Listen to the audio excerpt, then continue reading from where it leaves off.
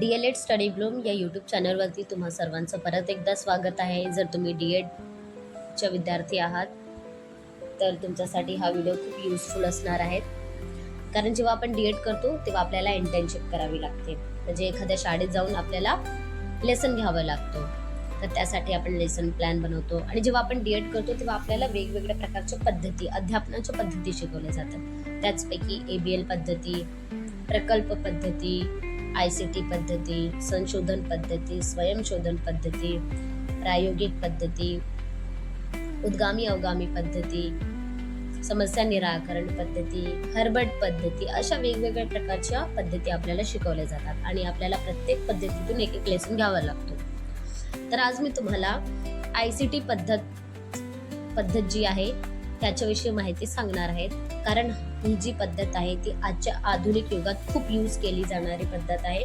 आज प्रत्येक शाळामध्ये स्मार्ट बोर्ड आलेले आहेत आणि आपल्याला तशा प्रकारे स्मार्ट बोर्डचा यूज करून विद्यार्थ्यांना शिकवावं लागते. तर त्यासाठी ही पद्धत खूप युजफुल आहे. तर साधारणपणे ICT पद्धत म्हणजे माहिती संप्रेषण तंत्रज्ञान, म्हणजे PPT प्रेझेंटेशन, एक प्रकारची PPT प्रेझेंटेशन असते. आपण PPT बनवतो आणि विद्यार्थ्यांसमोर ते प्रेझेंट करतो, एखादा धडा शिकवतो. तर हा कशा प्रकारे असतो, मी एक ICT मेथडवर आधारित एक लेसन बनवलेला आहे, ते मी तुम्हाला आता दाखवते. तर ICT मेथडवर आधारित मी एक 5वी इयत्तेचं एक धडा आहे विज्ञानाचं, वस्त्र आपली गरज. या धड्यावर आधारित मी ICT मेथडवर बनवलेलं आहे प्रेझेंटेशन, ते मी तुम्हाला आता दाखवते. तर सर्वात प्रथम आपण विद्यार्थ्यांचं पूर्वज्ञान जागृत करतो.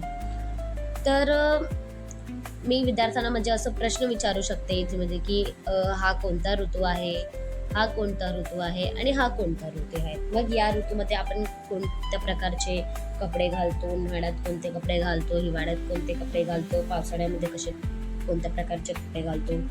तर विद्यार्थी उत्तर देतील. म्हणजे एखादा नवीन पाठ शिकवण्याच्या आधी आपण त्यांना काहीतरी पूर्वज्ञान देतो, पूर्वज्ञान त्यांचं जागृत करतो. मग नंतर आपण त्यांना सांगूया इयत्ता 5वी परिसर अभ्यास भाग 1 धडा 17वा वस्त्र आपली गरज. आपण जे शिकवणार आहोत मेन त्याविषयी सांगायचं. तर आज आपण वस्त्र आपली गरज या पाठातून कपड्यांविषयी अधिक माहिती अभ्यासणार आहोत. अशा प्रकारे आपण विद्यार्थ्यांना सांगायचं. नंतर असं फोटो दाखवलाय मी, तुम्ही कोणताही फोटो दाखवू शकतात. हा फोटो मी पुस्तकामधून घेतलेला आहे आणि विद्यार्थ्यांना दाखवलेला आहे. नंतर त्यांना प्रश्न विचारायचं, तुम्हाला यापैकी बरेचसे कपडे आवडतात आणि यांपैकी बरेच कपडे तुम्हाला हवे असतात. तर हे कपडे कसे तयार होतात, असं प्रश्न विचारायचा आणि विद्यार्थी उत्तरं देतात. नंतर कपडे तयार होण्याच्या पद्धती. पहिला आहे हातमाग. आता हातमाग काय आहे? ICT प्रेझेंटेशनमध्ये आपण एखादी जेव्हा संकल्पना शिकवतो तेव्हा आपण त्याचा फोटो सुद्धा टाकतो. तर आता हातमाग, विद्यार्थ्यांनी कधी हातमाग पाहिला नसेल. इनफॅक्ट आपण सुद्धा खूप म्हणजे रेअर केसमधूनच आपण हातमाग पाहिलं असेल. तर असं फोटो दाखवायचा हातमागाचं. अशा प्रकारे हा हातमाग असतो. मग त्याची थोडी माहिती द्यायची. हातमाग, कापड विणण्यासाठी जे यंत्र वापरतात त्याला हातमाग असे म्हणतात. या हातमागात स्वतःचे उभे धागे ताणतात ठेवून आडव्या धाग्याने विणले जाते आणि यापासून कपडे बनवले जाते. अशा थोड्या म्हणजे हा जो फोटो आहे तो पण मी पुस्तकामधूनच घेतलेला आहे आणि अशा प्रकारे आपण माहिती देतो फोटो दाखवून. ICT जी पद्धत आहे ना, ह्याच्यामध्ये आपल्याला सर्वात जास्त फोटोचा यूज करायचा आहे. जास्तीत जास्त विद्यार्थ्यांना चित्र दाखवायचं आहे. दुसरं आहे सूत कातणे. आता बघा, इथे पण मी एक फोटो घेतलेला आहे. आता विद्यार्थ्यांमध्ये आपण विज्ञान शिकवतो याचा अर्थ असं नाही आहे की फक्त विज्ञानाविषयी माहिती द्यायचं. आपण एखाद्या फोटोवरून अनेक विषयांचं त्यांचा संबंध जोडू शकतो. जसं की आता बघा, या फोटोमध्ये तुम्हाला चरखा दिसत असेल, मग चरख्याविषयी थोडं माहिती विचारायची. या फोटोमध्ये तुम्हाला काय दिसते? विद्यार्थी सांगणार चरखा आहे. मग थोडंसं याचं इतिहास सांगायचं, गांधीजींविषयी थोडं माहिती सांगायचं. नंतर या फोटोमध्ये तुम्हाला चरखामध्ये जे धागे करत आहेत ते तुम्हाला कोण दिसतात, ते तुम्हाला माहीत आहे ते कोण आहेत? मग त्यांना सांगायचं की हे आपल्या देशाच्या राष्ट्रपती आहेत, त्यांचं नाव आहे द्रौपदी मुर्मू. म्हणजे एक विषय शिकवताना आपण अनेक विषयांशी संबंध जोडू शकतो. नंतर पुढे जाऊया. मग सूत कातणे ह्याच्याविषयी थोडं माहिती द्यायचं. हे चित्र सुद्धा मी आपल्या पुस्तकामधून घेतलेलं आहे. चरखाद्वारे पूर्वीच्या काळी कापसापासून सूत काढले जाई. यामध्ये कापसाचे सूत काढून त्याचे धागे बनवले जाते. मग त्या धाग्यांपासून कपडे बनवले जाते. नंतर मागील मुद्द्यांच्या आधारे वस्त्र कसे तयार होतात याची माहिती आपण घेतली. आता आपण महाराष्ट्र राज्यातील वैशिष्ट्यपूर्ण वस्त्र निर्मितीची उदाहरणे पाहूया. पैठणची पैठणी, येवल्याची साडी, औरंगाबादच्या हिमरू शाली, सोलापूरची चादर, इचलकरंजीचे हातमाग व यंत्रमागावरील कपडे. नंतर असं मी नकाशाचा फोटो घेतलेला आहे आणि इथे आपण विद्यार्थ्यांना विचारू शकतो की सोलापूरची चादर कुठे आहे. विद्यार्थी येऊन सांगणार की म्हणजे विद्यार्थी स्मार्ट बोर्डकडे येऊन असं सांगणार की इथे जिथे पिवळ्या कलरचं बॉक्स दिसतो ना तिकडे सोलापूरच्या चादर जास्त प्रमाणात मिळतात. पैठणीची साडी कुठे मिळते. तेव्हा विद्यार्थी असं प्रकारे सांगू शकतात. तुम्ही कोणताही प्रश्न इथे घेऊ शकता. नंतर मानवाच्या बदलाप्रमाणे कपड्यात झालेले बदल. ICT जी पद्धत आहे त्याच्यामधून आपल्याला कमीत कमी लिहिण्याचा वापर करायचा आहे. म्हणजे कमीत कमी टाईप करायचं आहे, जास्तीत जास्त फोटो दाखवायचा आहे, जेणेकरून विद्यार्थ्याचं लक्ष वेधले जाईल आणि विद्यार्थी जास्त काळ आपल्याला ऐकू शकणार. तर ह्याच्यामध्ये आपण दाखवू शकतो की कशा प्रकारे मानवाच्या कपड्यात बदल झालं. आता तर मानव खूप मॉडर्न कपडे घालत आहे. नंतर मानवाच्या उत्क्रांती दरम्यान त्याच्या काळानुसार वस्त्रांमध्ये बदल होत गेले. म्हणजे आपण इथे सांगू शकतो पहिले कसे कपडे घालायचे आधी मानव आणि आता कसे कपडे घालतात, असं आपण फरक दाखवू शकतो. मानवाच्या उत्क्रांतीमुळे त्याच्या शरीरात अनेक बदल होत गेले. हा त्यापैकी एक बदल होय. शरीरावरील केसांचे प्रमाण कमी झाल्यावर माणसाला कपड्यांची गरज भासू लागली. नंतर विविध काळात वापरलेल्या वस्त्रांमध्ये विविधता दिसून येते. आदिम काळात मानव वस्त्र वापरत नसे.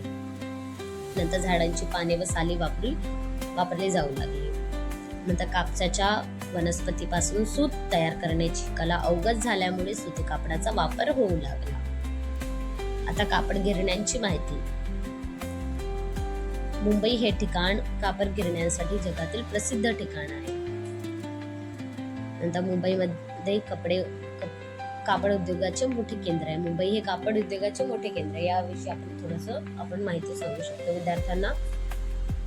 नंतर कापड उद्योगाच्या भरभराटीमुळे भारतात विविध प्रदेशातून रोजगारासाठी येऊन या ठिकाणी लोक स्थायिक झाले. तेव्हापासून मुंबई हे भारतातील आर्थिक घडामोडींचे महत्त्वाचे केंद्र बनले. आणि नंतर आता हे जे आहे समाजामध्ये जगत असताना आपले कपडे आपले व्यक्तिमत्व सांगतात. म्हणून आपण आपले कपडे नीटनेटके ठेवून आपला व्यक्तिमत्व प्रभावी बनवणे. हा जो आहे हा स्लाइड हा एक गाभा घटक आहे. जसं की तुम्हाला माहित आहे वेगवेगळ्या प्रकारचे गाभा घटक आहे. तर त्यापैकी हा जो गाभा घटक आहे तो नीटनेटकेपणा यावर आधारित आहे. म्हणजे हा जो धडा आहे त्याचा गाभा घटक आहे नीटनेटकेपणा. आपण विद्यार्थ्यांना नीटनेटकेपणाचं म्हणजे महत्त्व विद्यार्थ्यांना समजून सांगू शकतो की आपल्याला नीटनेटकं राहायला पाहिजे. तर हा त्याचा गाभा घटक आहे. नंतर आता आपण धडा आपला शिकून झालेला आहे. आता आपण विद्यार्थ्यांना प्रश्न विचारतो. तर हे सर्व जे स्लाइड येणार ते सर्व प्रश्नांचे स्लाइड आहे. जसे की इथे आपण विचारू शकतो अशा प्रकारचे कपडे कोणत्या धर्माचे लोक घालतात. मग विद्यार्थी उत्तर देतील. उत्तर आहे त्याचं मुस्लिम. नंतर हा पोशाख कोणत्या राज्याचा आहे. विद्यार्थ्यांना सर्व माहीत असते आणि विद्यार्थी उत्तर देतात. आणि नंतर अशा प्रकारचे कपडे कधी घालतात. लग्नाच्या वेळी. अशा प्रकारचे कपडे कोण घालतात. पोलीस. हे कपडे कोण घालते. मग आपण विद्यार्थ्यांना डायरेक्टली प्रश्न विचारूया. हे कपडे कोण घालते. विद्यार्थी उत्तर देतील. हे कपडे कोण घालते. मग आहे अशा प्रकारचे कपडे कोण घालतो. अशा प्रकारचे कपडे कोण घालतात. अशा प्रकारचे कपडे कोण घालतात. तर अशा प्रकारे आपण त्यांना प्रश्न विचारू शकतो. नंतर त्यांना एक स्लाइड स्वाध्यायाची बनवायची, ऋतूप्रमाणे कपड्यांची नावे लिहा. अशा प्रकारे आपण त्यांना स्वाध्याय सुद्धा देतो. आणि नंतर थँक्यू, शेवटीला थँक्यूचं एक स्लाइड बनवायचं आणि इथे आपलं प्रेझेंटेशन संपते. तर अशा प्रकारे आपण ICT वर आधारित लेसन शिकू शकतो विद्यार्थ्यांना. अशा प्रकारे आपल्याला सर्वात प्रथम PPT बनवायला लागतील. PPT मध्ये जास्तीत जास्त चित्रांचा वापर करायचा आणि कमीत कमी शब्दांचा वापर करायचा. तर अशा प्रकारे आपण ICT पद्धतीवर आधारित एक लेसन बघितलेलं आहे.